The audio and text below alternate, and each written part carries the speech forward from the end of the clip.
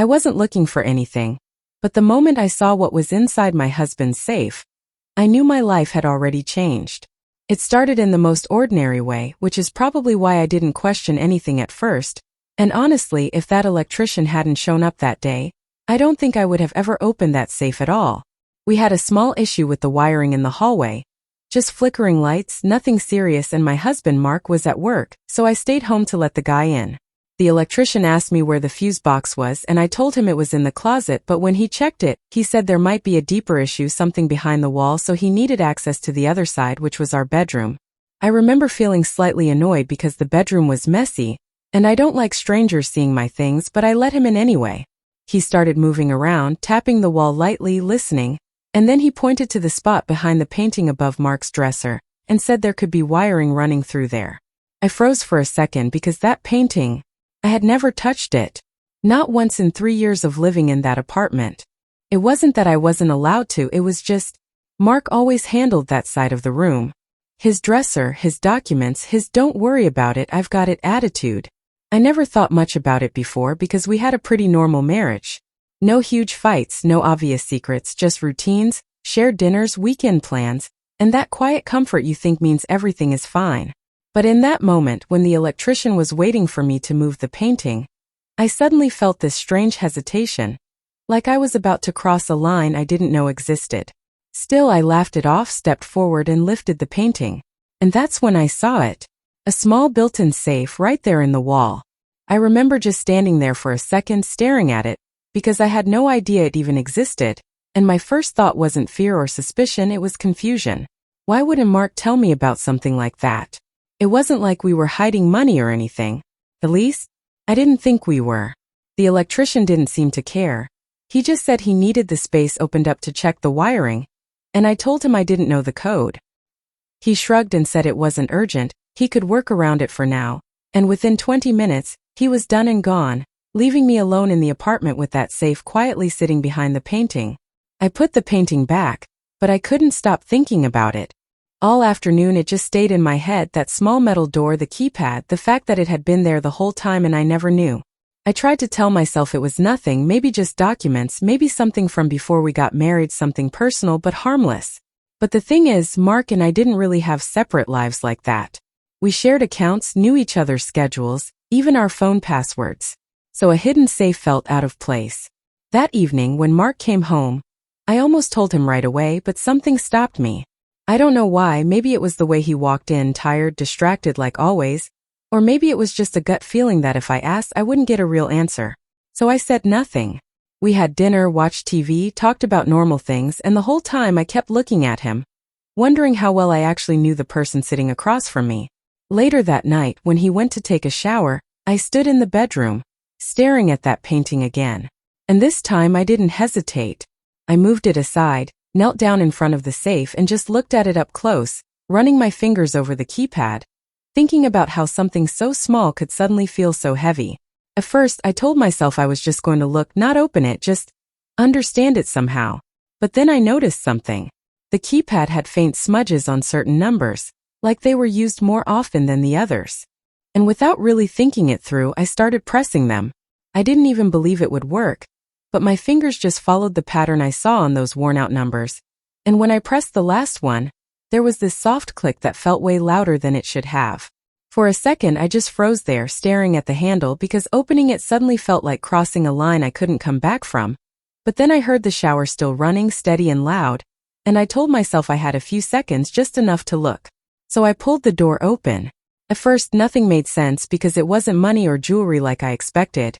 And it wasn't anything dramatic like a weapon or something illegal, it was just papers. Neatly stacked folders, a couple of envelopes, and a small black USB drive sitting on top like it actually mattered. I reached for the top folder and opened it, and that's when the confusion started turning into something else because the name on the document wasn't Mark's. It was Daniel. Same last name, same date of birth. I remember blinking, thinking maybe it was some kind of mistake, maybe a relative, but then I opened the next page, and it was clearly an official document, a legal name change. From Daniel to Mark. Filed years before we met. My heart started beating faster, but I kept going because once you see something like that, you can't just stop and pretend it's nothing.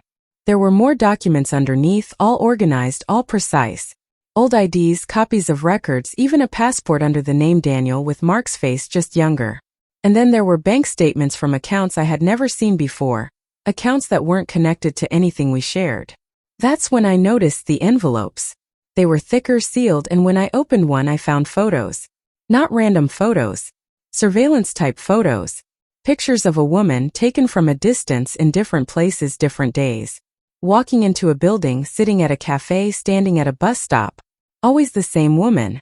My hand started shaking at that point, because this wasn't something you explain easily, and I suddenly felt like I didn't recognize my own life. Then I grabbed the USB drive. I didn't even think about it, I just took it, closed the safe, put the painting back exactly how it was, and sat on the bed with that small piece of plastic in my hand, trying to breathe normally before Mark came out of the bathroom.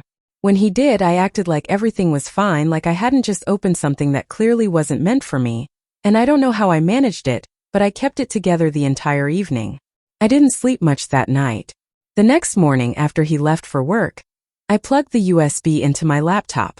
There were only a few video files. The first one was short, maybe a minute, and it showed that same woman from the photos entering an apartment building. The second one was longer, showing her talking to someone, but the angle was far, like it was recorded from across the street. And then I opened the last file. This one wasn't surveillance. It was Mark. Or Daniel. He was sitting in a room I didn't recognize, looking directly into the camera, like he was recording something intentionally. He started talking, calm, controlled, like he had practiced it. He said, "If you're watching this, it means you found the safe." I felt my stomach drop right there. He went on, explaining everything in a way that didn't feel rushed or emotional, just factual. His real name was Daniel, and years ago, he had been involved in a fraud case at the company where he worked. Not as the main person, but enough to be charged. He claimed he didn't plan it, that he got pulled into it, but when things started collapsing, he panicked. Instead of facing it, he ran. He used connections, money, and somehow managed to disappear before the case fully closed, changed his name legally through a loophole, and started over as Mark. That part alone was enough to make me feel like I couldn't breathe, but he kept talking. The woman in the photos was someone from that old case. Not a victim, not exactly. She was the only person who knew the full truth about what really happened, including things Daniel never told anyone else. According to him, she had been trying to find him for years. The videos were his way of tracking her movements. Not to hurt her, he said that clearly, but to know if she was getting close. And then he said something that made everything even worse. "She doesn't know where I live," he said. "But if she ever finds out, I'll have to leave again." I sat there staring at the screen, feeling like the walls of the apartment were suddenly unfamiliar, like none of it was stable anymore. Because this wasn't just about the past. It meant my entire life with him was built on something false, something that could disappear overnight. I didn't confront him right away. I needed a few hours just to process it, to decide what I was even dealing with, but by the time evening came, I knew I couldn't pretend I didn't know.